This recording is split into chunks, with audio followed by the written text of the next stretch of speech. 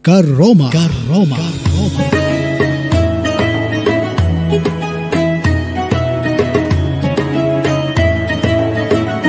Kajian Ramadan penuh berkah. Karoma.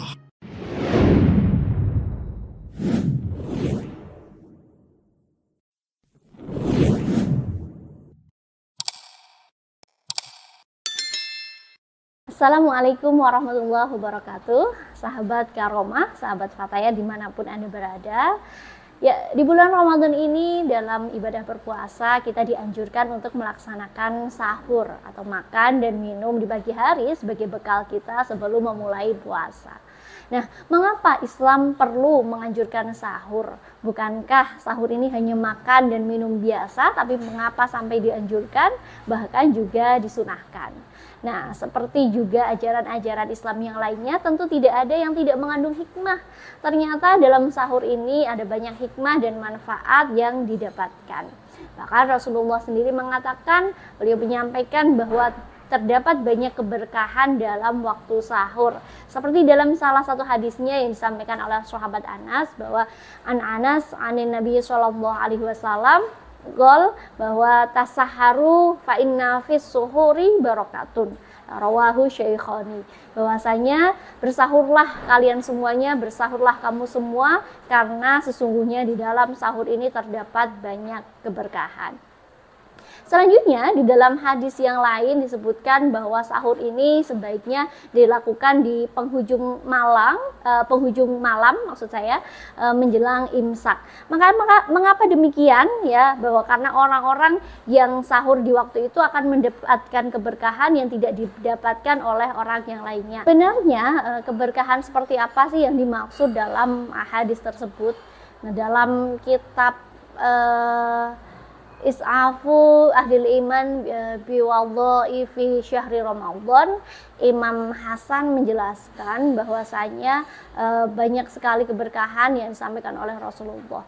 Jadi Rasulullah melaksanakan sahur dalam rangka kemudian kita sebagai umatnya mengikuti sahur sebagai kesunahannya.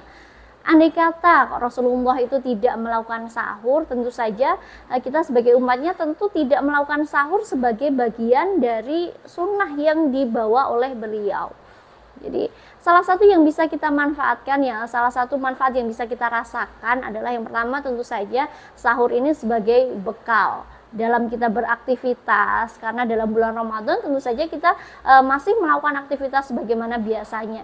Jadi sahur ini keberkahannya ini bisa sebagai bekal kita untuk melakukan aktivitas pada siang harinya, sehingga puasa kita, Ramadan kita ini tidak letih, tidak lesu, tidak lemas begitu ya. Kesunahan sahur ini merupakan salah satu bentuk kasih sayang Rasulullah terhadap umatnya. Jadi dikhawatirkan jika tidak ada tenaga untuk beraktivitas, justru puasa ini akan mengganggu aktivitas-aktivitas umatnya di siang hari. Nah, alasan mengapa sahur ini disunahkan di akhir penghujung malam adalah tentu saja karena kenapa tidak tengah malam misalnya? Karena tengah malam ini kan waktu untuk beristirahat. Jadi dikhawatirkan jika kesunahannya di tengah malam, orang-orang akan berat untuk melakukan sahur ini karena masih terlalu mengantuk begitu.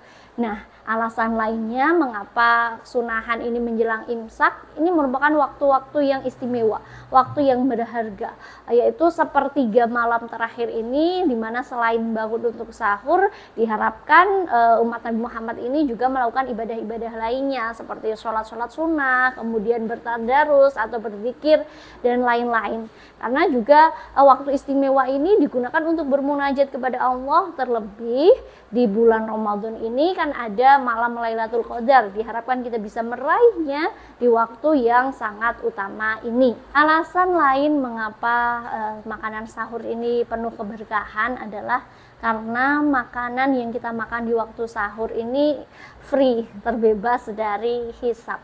Padahal kan secara aturannya setiap makanan yang masuk ke dalam perut kita ini dihisab. Tapi pengecualian bagi sahur ini. Dalam salah satu hadis Nabi disebutkan ya bahwa Rasulullah berfirman, ada 3 hal makanan yang tidak dihisab ketika kita memakannya. Yang pertama adalah makanan yang dimakan di waktu sahur. yaitu makanan sahur. Ini jelas. Kemudian yang kedua adalah makanan yang dimakan ketika kita berbuka puasa. Dan yang ketiga adalah makanan yang dimakan bersama-sama dengan saudara-saudara kita. Nah, selanjutnya sahur ini menjadi penting karena ini merupakan pembeda antara puasanya orang Muslim dengan puasanya orang Yahudi maupun Nasrani. Sebagaimana kita ketahui bahwa dalam agama Yahudi dan Nasrani juga terdapat puasa, ya, mereka juga melakukan puasa.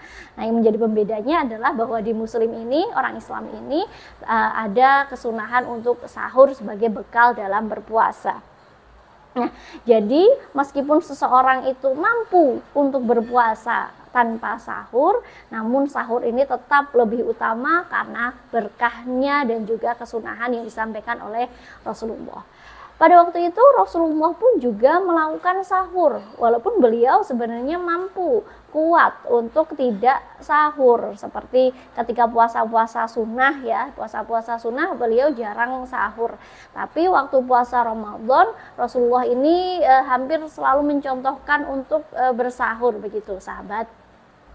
Pada zamannya Rasulullah mencontohkan walaupun hanya dengan 2 butir atau 3 butir kurma, tapi beliau melaksanakan kesunahan sahur ini. Paling banyak 7 butir kurma kemudian dengan susu. Nah, sahabat Fatayat, sahabat Karomah dimanapun berada, dari satu pembahasan tentang sahur, kesunahan sahur ini kita bisa menilai, kita bisa melihat bahwa setiap kecil detail apapun dari nilai-nilai agama Islam, ajaran-ajaran Islam itu pasti memiliki nilai yang luhur, memiliki asar, memiliki manfaat yang baik, yang luhur, begitu ya. Sehingga kita juga semakin merasakan bahwa nilai-nilai atau ajaran-ajaran yang dibawa oleh Rasulullah ini pasti memiliki rahmah, memberikan bentuk kasih sayang kepada seluruh umat Islam dimanapun berada. Nah, lebih dari itu, sekecil apapun ajaran Islam ini pasti memiliki tujuan yang baik demi keberlangsungan hidup umat manusia, khususnya umat Islam. Nah, baik sahabat Karomah, sahabat Fatayat dimanapun berada, terima kasih telah menyimak penjelasan hari ini tentang keutamaan sahur. Semoga kita semua bisa menerapkan, bisa mengambil manfaat dari pembahasan pada siang hari ini. Terima kasih, saya akhiri. Wallahul muwaffiq ila aqwamit thoriq. Wassalamualaikum warahmatullahi wabarakatuh. Karomah.